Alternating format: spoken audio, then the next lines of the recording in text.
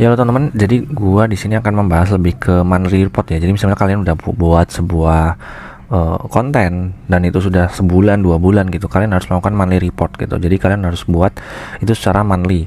Ini ada hubungannya sama KPI sama OKR nanti teman-teman ya. Nah kalian sebenarnya bisa buat target aja. Jadi misalnya bulan 1 tuh 1000, bulan kedua 10.000, bulan ketiga 100.000. Ini contoh aja ya. Ini contoh aja. Jadi fungsinya tuh sebenarnya buat sebagai kalian acuan gitu. Jadi semisal kalian mau buat kontennya itu berapa gitu. Kalau misalnya target kalian itu 10.000 tapi buat kontennya itu seminggu sekali kan juga agak sulit ya. Jadi kalian ini biar buat jadi kalian acuan nantinya gitu. Terus juga leads-nya ini berapa gitu. Ini contoh aja ya. Jadi misalnya kalian ada ngisi form itu ada 10 leads atau 100 leads per 1 bulan atau 2 bulan gitu. Jadi nanti ini akan berguna buat kalian nanti buat kontennya itu seperti apa gitu. Kalau misalnya butuh leads berarti kan butuh ada conversion. Kalian buat berarti konten yang lebih ke warm gitu. Jadi si kontennya itu buat konten orang-orang yang sudah warm market, bukan buat yang edukasi yang benar-benar masih cold market gitu, enggak gitu. Jadi nanti ada hubungannya sama itu. Terus nanti kalian ini juga fungsinya buat evaluasi ya.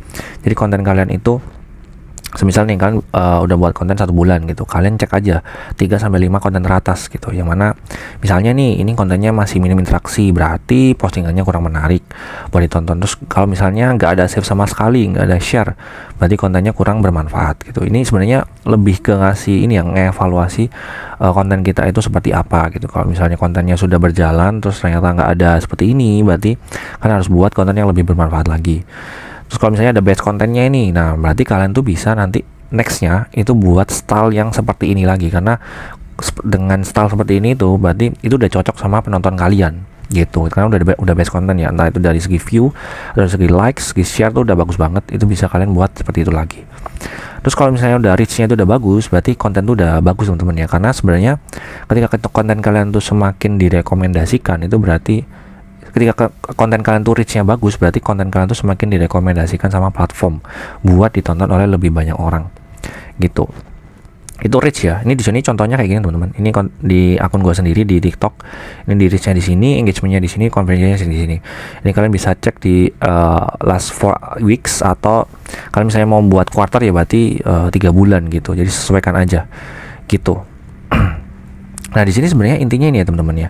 Ketika kalian nanti membuat sebuah strategi, kalian kan pasti membuat strategi kan. Gak mungkin kalian bikin konten ya bikin konten aja. Kalian pasti buat strategi, terus kontennya itu strateginya dieksekusi, terus habis gitu dievaluasi dan itu berulang kali gitu. Karena kalian misalnya 1 bulan itu 12 bulan, setahun 12 bulan, kalian pasti bulan pertama itu kalian buat kontennya, terus kalian evaluasi, bulan nextnya kalian buat lagi, kalian evaluasi, sampai nantinya kalian punya beberapa winning konten yang mana kalian bisa buat di situ terus gitu. Atau kalian selingi sama edukasi juga, atau kalian selingi sama ya hard selling juga gitu. Jadi nanti kalian enaknya ngobrol sama ownernya juga gitu, atau sama tim ya lead marketingnya gitu. Terus juga ini juga tips ya teman-teman ya, kalau misalnya kalian itu overachieve, kalian juga bisa minta bonus. Jangan lupa ini ditaruh di kontraknya teman-teman ya, kalau misal kalian lagi freelance gitu. Jadi mungkin itu teman-teman. Jadi ini teman-teman bisa buat aja nanti reportnya, itu cari aja di online gitu ya, report social media analis atau social media spesialis strategis itu per bulannya seperti apa gitu. Kalian masukin, atau kalau misalnya tim kalian udah punya juga sendiri, itu juga boleh dipakai gitu teman-teman. At least kalian udah tahu apa yang perlu dipersiapkan ketika kalian nanti membuat KPI atau OKR atau monthly report gitu. Jadi ini nanti tergantung ya teman-teman ya, nggak cuma followers, bisa aja clicks, bisa aja impression, bisa aja ini tadi leads juga gitu. Jadi disesuaikan sama leadnya marketing kalian gitu, atau ownernya gitu. Oke, thank you buat video kali ini, semoga bermanfaat. Bye bye.